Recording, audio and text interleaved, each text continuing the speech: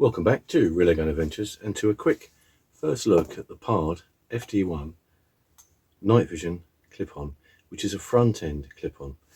Now it does include an LRF unit and it has a built-in ballistic calculator. So with this on the front of your scope, you've got full digital functionality plus the built-in illuminator plus the built-in LRF plus the ballistic calculator. There's a little trick with this which I think is quite a nice touch. So you can actually unscrew this end. This is the quick release adapter for the rifle, or this is the scope side of it. This actually comes off. It's quite a long thread, so bear with me. And then you can add an eyepiece that screws in, which makes this into a spotter or a monocular, which is quite a nice little feature. So this is brand new. Just take that off. Screws in there and converts you to a handheld monocular. It's got the standard Pard fittings underneath, so you could actually mount this as a scope as well, as a standalone scope rather than an addition or a clip-on.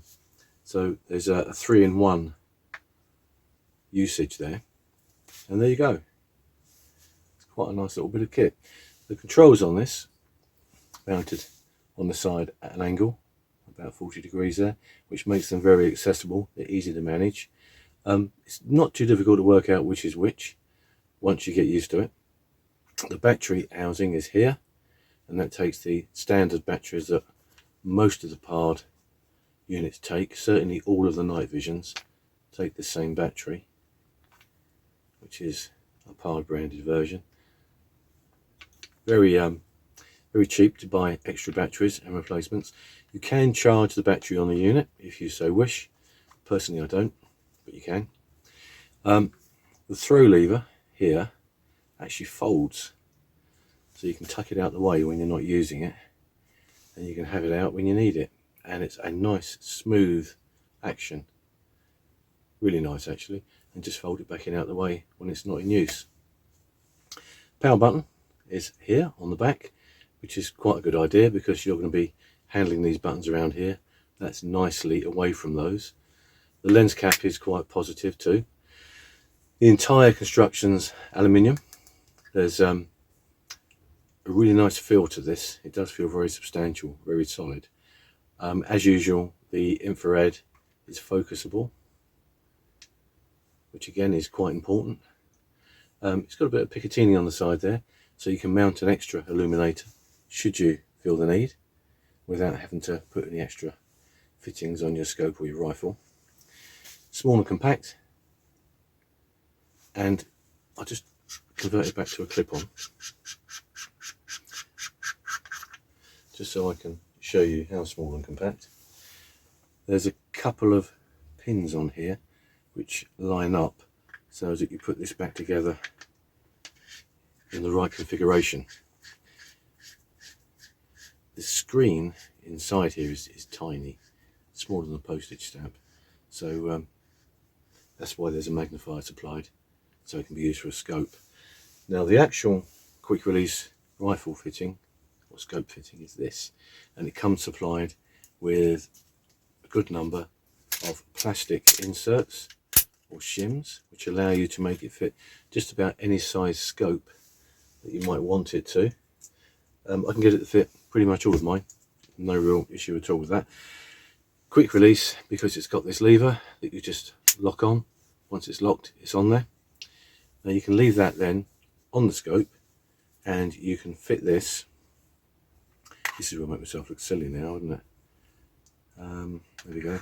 This will then push and twist and clip into the unit, and then when you want to take it off, you can twist it and remove it.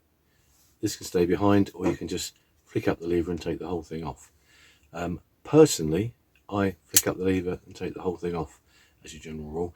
I find that doesn't interfere with the point of impact, doesn't make any issue with the scope, whereas the other business, you are putting some pressure on the scope and it can potentially lead to some problems. This is solid aluminium too, really nicely made, very well finished. It's the usual quality you expect from Pard. Now, as I've said, you can, it would appear, fit this to a mount. I think I've got some, so I'm going to look into that and then mount the whole thing on the rifle as a scope rather than the clip-on. But it gives you 3 different functions for one unit, which is quite nice. It takes an SD card as usual. 32 gig is the max, and that goes in this little door here. That's also where you plug in to charge if you want to charge on the unit. As I say, personally I don't. I use a standalone charger.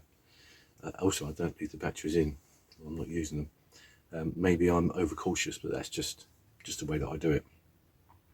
The menu function on this is pretty straightforward. It's nice and easy.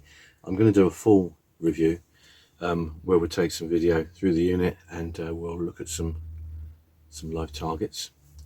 So that's probably about it for a first look. But as you can see, that's quite a nice, compact, robust looking piece of equipment, and it's going to give you a front clip-on, a rifle scope and a monocular, which are 3 very useful things. Personally, I like the idea of the front clip-on. It means that I don't have to mess around moving my scope. I did have it set up with the 007S where I had an extended rubber eyepiece, so when I took that off I could put the eyepiece on and not have to move the scope, but it was a bit of a faff and I didn't really like it, whereas this goes on the front, so there's no messing around with your eye relief on the other end. And eye relief can become a very important issue depending on what kind of rifle you're using. Not so much with the PCP air rifle for obvious reasons, but certainly with a rimfire or even a Springer. And that little fold out lug there for the adjustment, I think is a brilliant idea. That's one of the best things I've seen in a long time. I'm really impressed with that, and also how smooth that is. That feels really good. I'm not going to worry about all the technical specifications. You can check all that either on Sportsman Gun Centre or Pard's website. These are awaiting approval for the UK at the time of this video. I believe they're going to be here for testing next week. They'll be tested within a week or so of that, and they'll have a British standard approval for the UK market, which actually is the same as the CE approval for the European market, but we're not in the EU, so we're going to have a British standard kite mark test. Once that's done, they'll be available for sale at your favourite gun shop. In the meantime, I'm going to use it, take some video through the unit, do the usual tests. I'll come back, and maybe by that time there could be some in the shops. Anyway, that's enough for now. Please like and subscribe. If you want to see more about the Pard FD1, pop back in a week or so and we'll have a full review for you, and we'll be a lot closer to having those on the shelves. So thanks for watching my video, and I'll see you all again soon. Bye for now.